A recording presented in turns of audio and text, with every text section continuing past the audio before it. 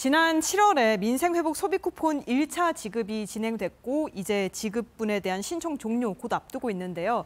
곧 있으면 또 2차 지급도 시작됩니다. 일단 지난 민생회복 소비쿠폰이 우리 경제에는 어떤 영향을 미쳤을까요? 네, 먼저 그 1차 소비 쿠폰이 집행률이 어떻게 되느냐가 이제 가장 중요할 것 같은데요. 이게 6주 만에 98.2% 이제 신청을 받았습니다. 또한 집행이 됐죠. 실제 이게 6주 만의 기록이고요. 이거를 9월 11일 24시 기준으로 말씀드리면 98.9%, 인구수로 따지면 5,005만 명이 이제 수령을 하셨습니다. 그러니까 전국에 계시는 모든 국민들이 대부분 이제 받으셨다 이렇게 보시면 되겠고, 이게 2021년도에 있었던 코로나 상생 국민 지원금이 있었거든요. 그때 집행률 98.7%보다 더 상회하는 수치입니다. 그러니까 그 정도로 호응이 좋았다는 것을 우리가 반증할 수 있겠고요. 1인당 15만 원을 이제 우선적으로 또 지급을 했었고, 뭐 기억하시겠지만 차상위 계층이라든지 아니면 한부모 가족들 이런 분들에게는 더 많은 이제 지원금을 차등 또 지급을 했었습니다. 그래서 1인당 같은 경우에는 보통 아까 말씀드린 것처럼 이제 15만 원이 이제는 지급이 됐었고요. 그다음에 차상위 한부모 가족이 이제 30만 원, 기초수급자 40만 원, 거기에 비수도권 지역은 추가로 3만 원, 농어촌 인구 감소 지역 같은 경우는 추가로 이제 5만 원이 지급이 됐죠. 그래서 많은 분들에게 이 소비 쿠폰이 실제 이제는 소비가 됐었고, 그다음에 이 소상공인 지역에 계신 소상공인분들에게 크나큰 도움이 됐다라고 이제 볼 수가 있겠습니다. KDI 한국개발연구원은요. 그래서 이제 조사를 해봤더니 이 소비가 개선된 확인이 됐다 이렇게 이제는 보고를 했었고요. 또 한 가지 이제 기재부도 경기 회복 신호가 좀 강화가 됐다라고 지금 이제는 모니터링을 하고 있습니다. 그래서 소비 개선이 확실히 이루어졌던 부분들이 지금 시간이 지나면서 연구 결과로 지금 나오고 있고요. 확실히 그러한 영향을 본다 그러면 소상공인의 매출이 증가된 것을 우리가 눈으로 확인할 수 있습니다. 물론 이제 앞으로 계속 또 시간이 가면서 소비 진작 효과가 어느 정도 일어나는지 연구 결과가 나오겠지만, 이런 어떤 통계 부분이 아니더라도 시장에 나가서 소상공인들 만나봐서 물어보면 확실히 소비 쿠폰이 풀린 다음에 소비가 좀 늘어났다. 그다음에 시장의 활력이 찾았다는 얘기가 정성적인 어떤 조사도 분명히 있거든요. 이런 부분들이 느껴집니다, 저도. 그래서 확실히 소비의 패턴이, 소비 문화가 좀 변했다라고 보시면 되겠고, 그다음에 소비 진작으로 해서 경기 회복세의 뚜렷한 지표들이 지금 나오고 있습니다. 또한 이 7월 소매 판매가 이제 전월 대비해서 한 2.5% 증가된 것으로 나오면서 확실히 이제 소비 쿠폰이 풀리면서 유동성이 풀리면서 시장에 한마디로 닫혀있던 돈 흐름이 다시 한번 흐르게 되는 이러한 현상들이 지금 나오고 있습니다. 네, 1차 소비 쿠폰이 기본적으로는 전 국민에게 15만 원씩 지급됐고 비수도권의 경우에는 플러스 3만 원, 그리고 뭐 조건에 따라서 더 많이 받은 분들도 있는데요. 일단은 개인이 받은 금액은 15만 원 정도이기 때문에 그렇게 소비 진작 효과가 크지 않을 거라는 짐작도 있었는데 실제로는 소비 심리 개선에 도움이 된 것 같아요. 네, 맞습니다. 민생회복 소비 쿠폰이 처음에 이제 기획을 잡았을 때 일각에서는 물가만 자극하고 실제 이제 소비 진작 효과가 나오지 않는 거 아니냐 이런 우려스러운 목소리가 있었는데, 근데 이제 막상 소비 쿠폰이 1차가 되고 나서 지금까지의 연구 결과를 본다 그러면 일단 소비 진작 효과는 분명히 있었다라는 것이 지금 나오고 있습니다. 1차 소비 쿠폰 같은 경우에는 이제는 5,005만 명이 이제 신청을 하셨고, 그다음에 9조 634억 원이 이제는 지급이 됐죠. 그래서 1차 소비 쿠폰 이후에 소상공인 매출이 증가되는 게 이제 뚜렷하게 지표로 잡히고 있고요. 무엇보다 소비자 심리 지수가 굉장히 높아지고 있습니다. 이제 8월에 소비자 심리 지수가 111.4, 그러니까 전월 대비해서 이게 0.6포인트 이제 상승을 했는데, 이게 소비자 심리 지수가 이번 연도 1월부터 본다 그러면 이게 91.2였습니다. 1월 달이. 그러니까 100 밑이었거든요. 그러니까 소비 심리가 굉장히 좀 안 좋았다고 보시면 되겠고, 그러면서 시간이 가면서 정치적 불확실성이 해소가 되면서 이게 6월 달에는 이제는 108, 그다음에 7월 달에는 110, 그다음에 8월 달에는 111.4. 그러니까 점점 더 소비 심리가 이제 낙관으로 이제 변해가는 거죠. 이러면서 시장의 참여자들이 이제는 앞으로 이제는 소비 심리가 괜찮아질 거야라고 이제 보고 있는 겁니다. 이런 것도 이제 긍정적으로 보시면 되겠고 또 한 가지가 이런 소비 심리 지수를 본다 그러면 18년 이제 1월 이후에 소비 심리가 최고치를 기록하고 있고 이게 뭐 개월수로 따진다 그러면 7년 7개월 만에 최고치거든요. 그러니까 소비 심리가 개선된다는 얘기는 이제 내수가 막혀있던 것이 풀린다는 얘기고 GDP에 크나큰 차지할 수 있는 이런 소비 영역이 어느 정도 회복이 된다라고 우리가 분석할 수 있는 부분입니다. 그래서 내수 진작이 굉장히 우리 사회가 안고 있는 숙제였는데 이게 조금씩 풀려가고 있다라는 게 느껴지고요. 특히 이제 중기부가 조사했던 이제 소상공인 경기 전망 지수도요. 이게 8월에 이제 반등하고 9월에 이제 초반에 봤을 때 최고치를 기록을 하고 있습니다. 그래서 이런 거 보더라도 소상공인의 심리 지수도 이제 개선이 되고 있다는 부분. 아직은 좀 갈 길이 있지만 그래도 개선이 되고 있다는 부분이 굉장히 고무적이라고 저는 생각을 해보겠고요. 그러한 중심에 보면은 역시나 민생회복 소비 쿠폰, 그다음에 대규모 할인 행사 이런 소비 진작의 어떤 효과들이 지금 나오고 있다고 보시면 되겠고요. 전통시장 위주의 매출액도 증가되고 있습니다. 이런 것도 이제 눈에 띄는 거죠. 그래서 과거와 다른 확실히 이제는 이런 30억 원 이하의 소상공인 전통시장에서 소비 진작 효과가 조금씩 살아나고 있다고 평가해 봅니다. 네. 그리고 아마 많은 국민들이 기다리고 있을 2차 소비 쿠폰 이제 22일부터 시작됩니다. 1차 때와 좀 다른 점이라고 한다면 전 국민 100%가 아니고 90% 대상이 좀 정해져 있는데요. 고액 자산가를 제외하고 대부분이 받게 되는 건데 대상 기준에 대해서도 한 번 더 소개해 주시죠. 네, 맞습니다. 2차 소비 쿠폰은요, 전 국민 90%에게 이제 10만 원씩 이제 드리게 됩니다. 그래서 소비 진작을 위해서 이번에 이제 나오는 것이다라고 보시면 되겠고, 2차 지급 대상자 선정을 했습니다. 그다음에 가구 단위로 이제 선정했다라는 거 이제 말씀을 드리겠는데요. 취약계층 314만 명에게도 이제 2차 지급이 대상에 포함이 됐죠. 그래서 본다 그러면 일단 고액자산가 기준으로 본다 그러면.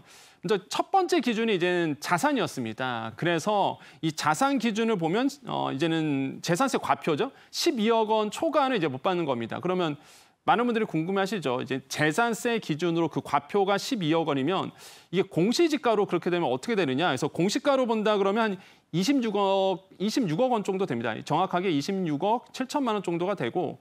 이게 아파트나 아니면은 뭐 부동산 쪽으로 본다 그러면 공시가가 26억이면은 시세로 한 38억 정도 뭐 재산이 있으면은 사실상 이제는 받을 수 없다라고 좀 말씀을 드리겠습니다. 그래서 많은 분들이 우려하는 것처럼 이게 뭐 말 그대로 이게 왜 이걸 10%는 제외하느냐라고 본다 그러면 38억 아파트 가지고 있는 분들은 그냥 내가 그래도 상위 10%구나. 그걸 만족하시는 것이 굉장히 좋지 않을까 생각하고요.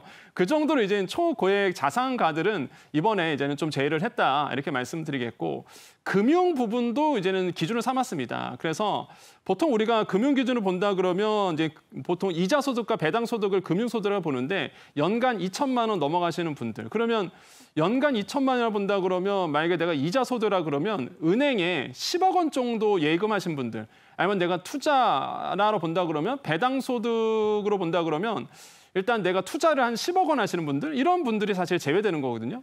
연간 2천만 원 금융소득이라 그런다면 그러니까 이런 분들은 좀 제외를 했다. 그래서 마찬가지입니다. 내가 민생 회복 소비 쿠폰을 이번에 2차에 못 받는다 그러면 내가 그래도 사회에서 그래도 10% 안에 드는구나. 그래서 그걸로 이제 만족을 하셔야 될 것 같고요. 이런 점에서 본다 그러면 저는 사회의 어떤 구조적 측면에서 본다 그러면 물론 뭐 비용은 들겠지만 그래도 상위 90% 이제 전 국민 90% 주는 게 2차 쿠폰의 어떤 취지지 않을까라고 저는 생각을 해보겠고 1인 가구나 이제 다 소득원 가구에 대한 형평성을 고려해서 이거는 소득 기준이거든요. 재산 먼저 구분하고 그다음에 소득 구분인데 이거 건강보험료 기준으로 우리가 책정을 했습니다. 그래서 건강보험료 기준으로 본다 그러면 4인 가구 혼자 본다라 본다 그러면 직장 가입자 51만 원, 이제 지역 가입자 이제 50만 원 이렇게 해서 책정을 했고 1인 가구는 조금 더 형평성을 고려했거든요.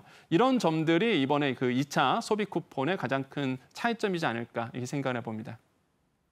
예, 그리고 이번에는 기본적으로 10만 원씩 돌아간다는 점도 기억해 두시면 좋겠고 나머지 신청 방식이라던가 지급 방법은 지난 1차 때와 똑같습니다.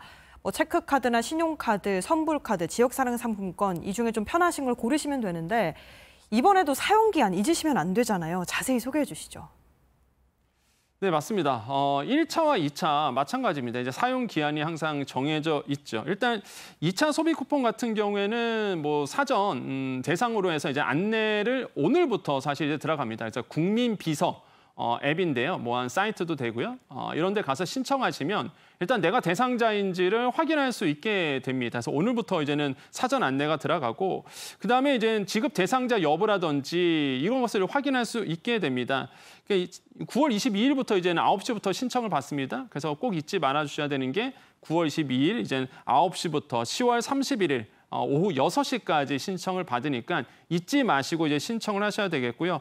말씀 주신 것처럼 뭐 1차 때와 마찬가지로 뭐 신용카드라든지 체크카드 아니면은 지역사랑 상품권 아니면은 뭐 선불카드 그래서 이제 선택을 하셔서 뭐 내가 온라인으로 할 수도 있고요. 오프라인으로도 할 수 있고 또한 이제 동사무소 가셔서 하시는 분들 같은 경우에는 이제 선불카드로 받기 때문에 편하신 대로 이제는 신청을 하시면 되겠습니다.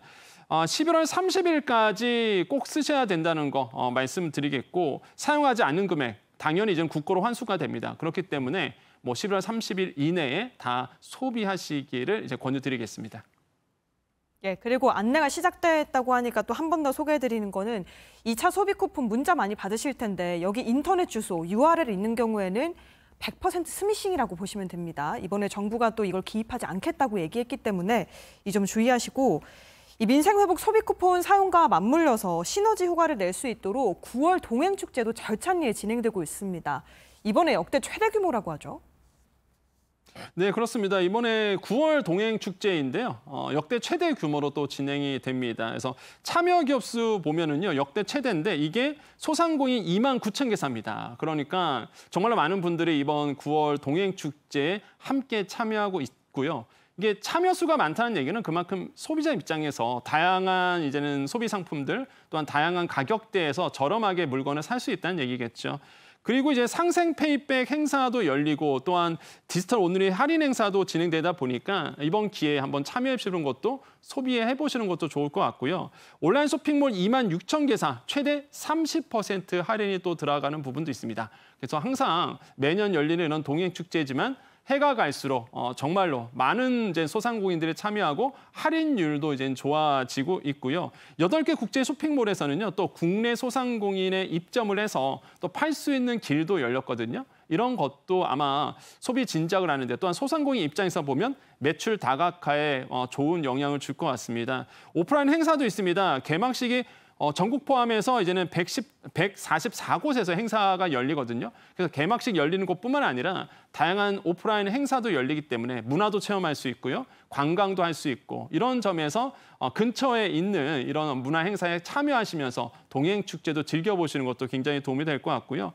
특히 골목상권 매출에 이제 영향을 줄 수 있는 다양한 이벤트들이 이번에 또 마련됐기 때문에 동행축제 잘 즐기시면 되겠습니다. 특히 저는 눈에 띄는 게 바로 상생 페이백인데요.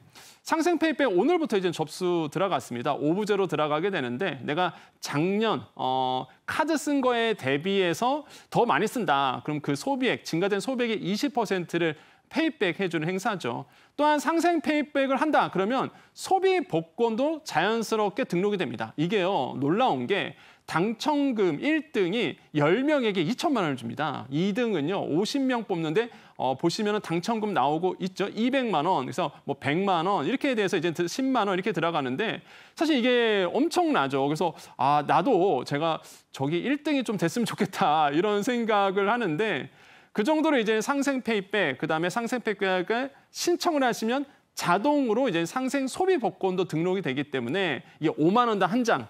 총 10장을 받을 수 있습니다. 비수도권에서 쓰셔야지만 또 1등의 이제 기회가 주어지거든요. 이런 것도 체크하시면서 소비를 한번 즐겨보시는 것도 나쁘지 않을 것 같고요. 결국에는 이 소비를 통해서 소상공인을 살리고 전국적으로 보면 내수가 살아나는, 그래서 결국에는 성장이 되는 이런 상생의 효과가 일어나게 보기를 좀 희망해 보겠습니다.